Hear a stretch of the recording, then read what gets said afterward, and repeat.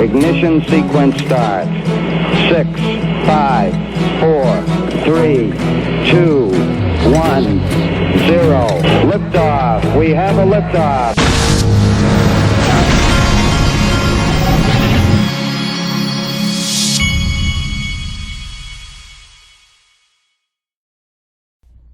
Hey everybody, this is the Digital Asset Investor, and although I hate to do it on a Thanksgiving, I'll say happy Thanksgiving, but I believe that there is pure evil and corruption afoot in the United States of America, and I hate to say that on Thanksgiving, but I don't tend to mince my words. I'll tell it like it is. That's the whole point of this channel. So here we go. I want to start out with this. This is Jim Rickards from November 2021. Listen to what he says at the beginning of this. He's talking about how gold is one of the only ways to protect yourself. But he's talking about the digital economy coming in. I've said this for a long time.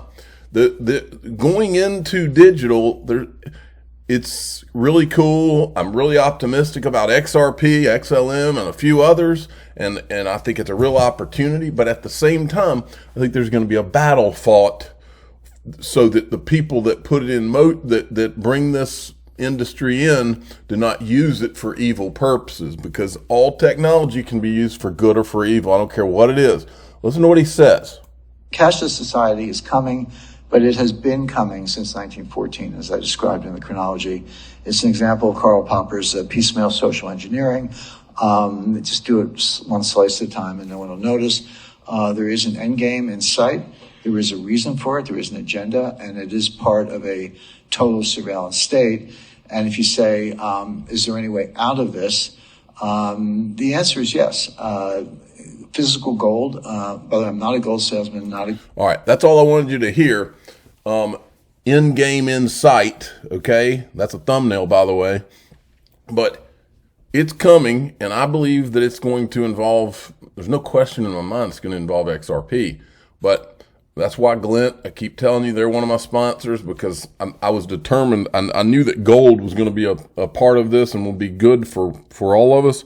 So I have a Glint account so that I can have spendable gold in my Glint MasterCard debit card. I also buy physical.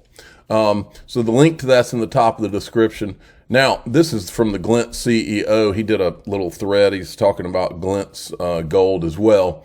But anyway, the link's in the top of the description. Now, get ready to get pissed off and angry, because I am. This is from Sam Bankman-Fried last night. I'll be speaking with Andrew Ross Sorkin at the Deal Book Summit next Wednesday. Folks, anybody else would be in handcuffs right now. Anybody else would be in handcuffs. There's a concerted effort to turn what looks like a crime, okay, to turn this into, oh, he made a mistake and this is going to be a redemption story. That's what they're trying to do, and it's a concerted effort. And John Deaton actually weighed in right here. Look at this. 'Cause remember, John Deaton, what was he like? I think he was a prosecutor in the military is what he was. So he knows how all this works. And he said several times, this guy would have been in handcuffs a long time ago. John Deaton literally says here that if this happens, I've lost all faith in our justice system. This is an attorney who used to be a prosecutor, folks. We've got some serious problems. Now, I want you to remember every face in this picture, because anybody that's associating themselves with this guy is a part of it, part of the problem, okay? Everybody who's going to show at this thing forevermore, you need to be worried about, in my opinion, because anybody who would associate themselves with this and think this is okay after the people that have been hurt and the justice, nobody's doing anything. Are you freaking kidding me?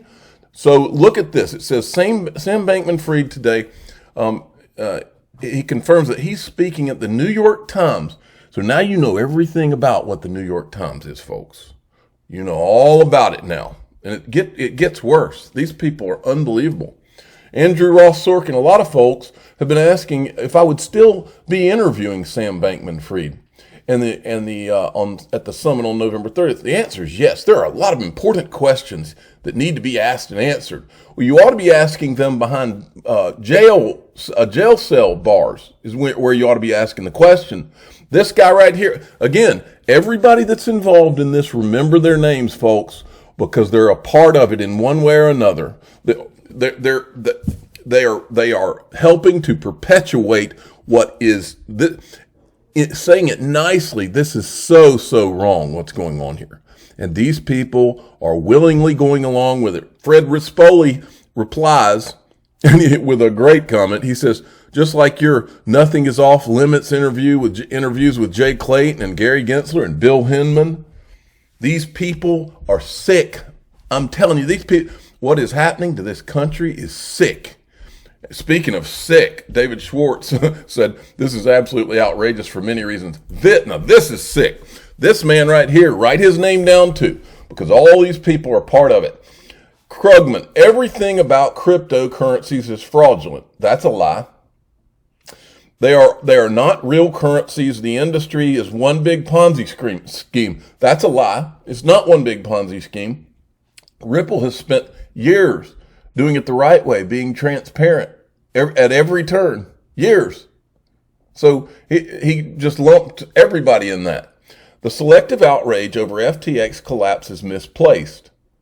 Wrong. In other words, they don't want you to focus on Sam Bankman-Fried, and there's a reason for it, I think. He says SBF took money from fraudsters and donated it to good causes. There's nothing, they're trying to paint this guy like a freaking Robin Hood, folks. Unbelievable. Unbelievable. This is coordinated. It's sick. It's a lie, and they know it's a lie. Now remember this. Look at this right here. It says at least $300 million was looted by Bankman-Fried's family from FTX, and it's not clear what will get paid back. Okay. Then there's this.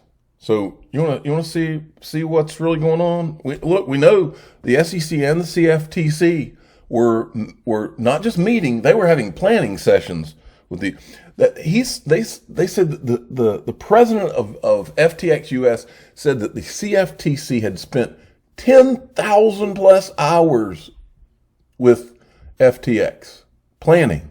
Okay, 10,000 hours. Now this guy right here is the guy that called out Sam. He said he called Sam Bankman-Fried a fraud, but listen to this slip in this right here when he's talking to Tucker Carlson. As someone involved in business would, why did none of the regulators do that? Where was Gary Gensler? Well, I don't know where Gary Gensler was, but my regulator at the CFTC, I asked them, why in the world are you freaking kidding me? Invoking the Commodity Exchange Act, Let's Section hear that 5. again. My regulator at the CFTC, I asked them, why in the world look at the look on Tucker Carlson's face. Are you kidding me? Invoking the commodity. This country is broken. These agencies need to be flushed down the toilet and remade, or not be remade at all. This is sick, folks. Our country is sick. This is all out corruption. Now, listen to John Deaton here. I want to show you who John Deaton's on with so you know who this guy is.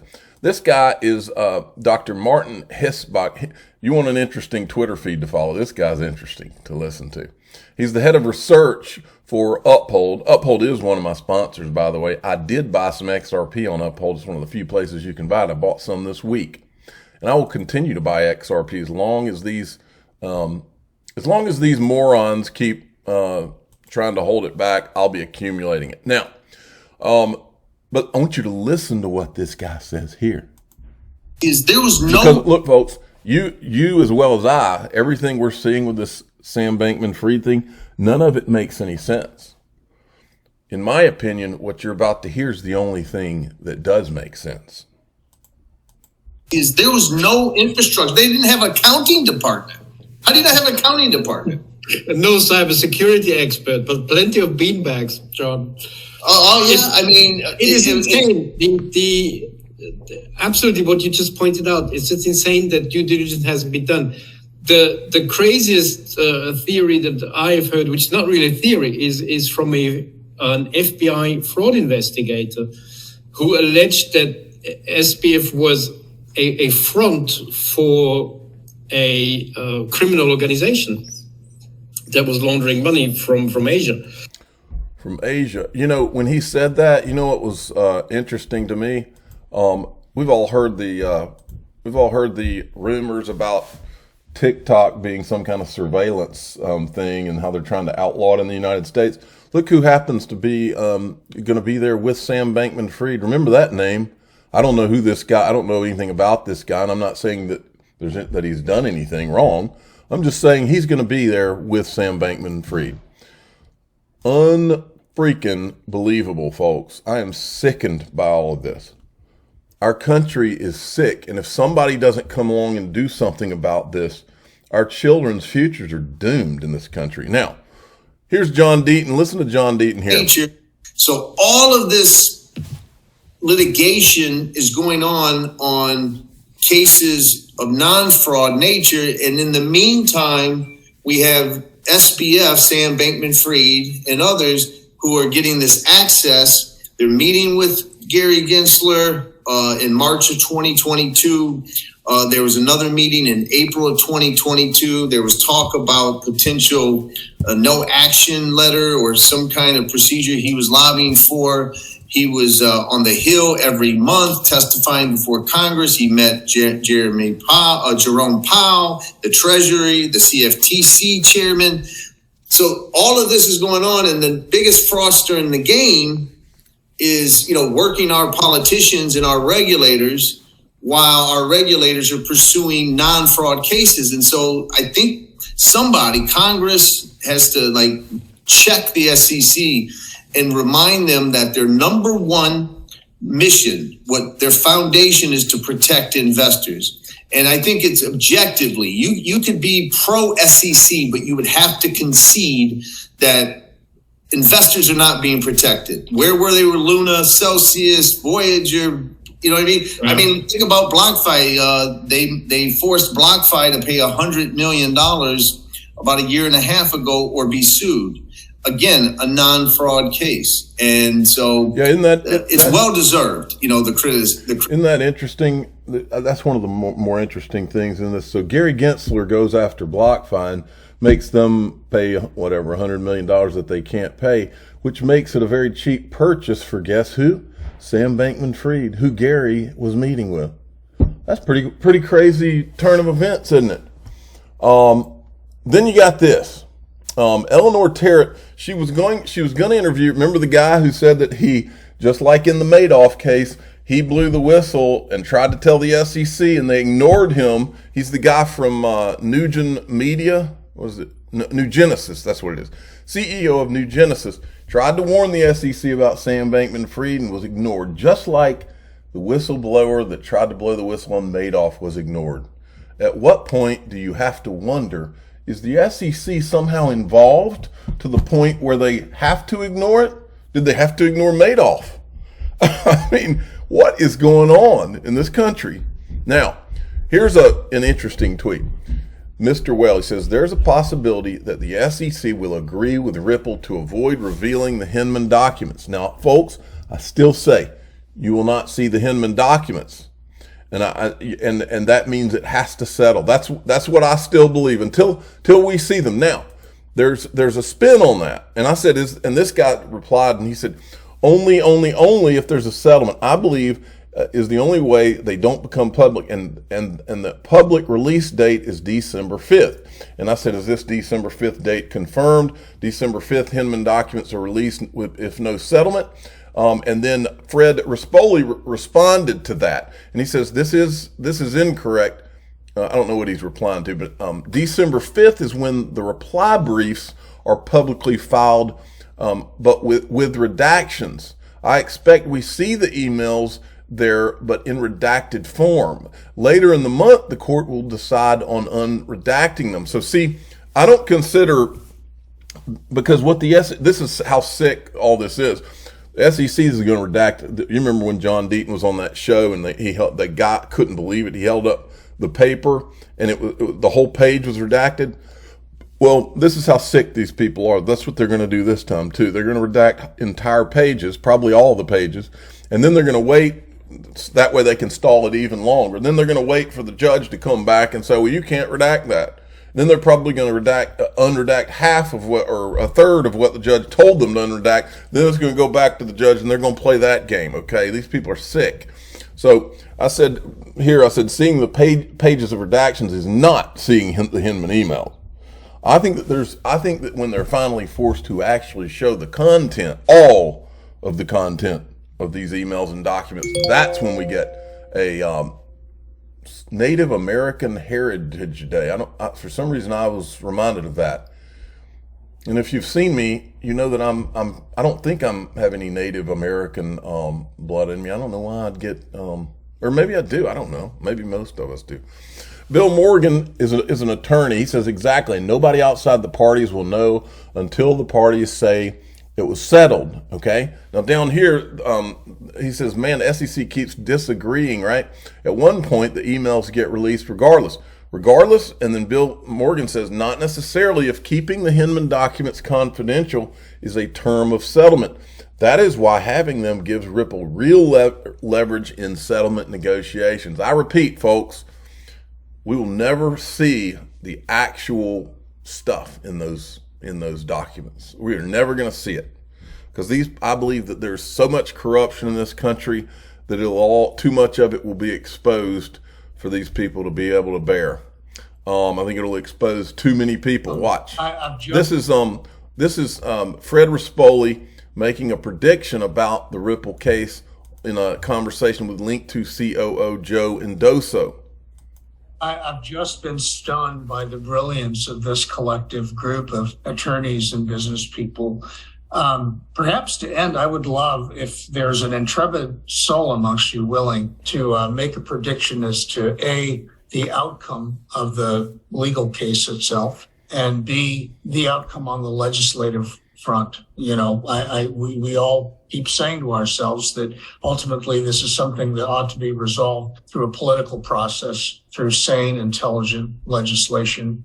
That hasn't happened yet. I'd love to hear your views on whether you see that happening as well in the foreseeable near future. I'll quickly, the way I think it's going to happen is I think Ripple's going to win, or the summary judgment will be decided where XRP is not inherently a security, secondary market, the ledger itself, those are not securities. And I think the facts are muddled enough for summary judgment purposes. So I'm not talking about the truth of the facts. I'm just saying for summary judgment purposes, the rest will be going to trial. But I think at that point, because the big win will have been done, that's when the SEC says, okay, Ripple, we won't go to trial. Now you pay us the money. And their leverage will be less than it would have been right now. But they just want to see if they can win this. And when they get that law.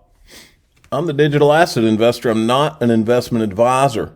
This is for entertainment purposes only. Please subscribe, hit the like button, and tell your friends and family happy Thanksgiving.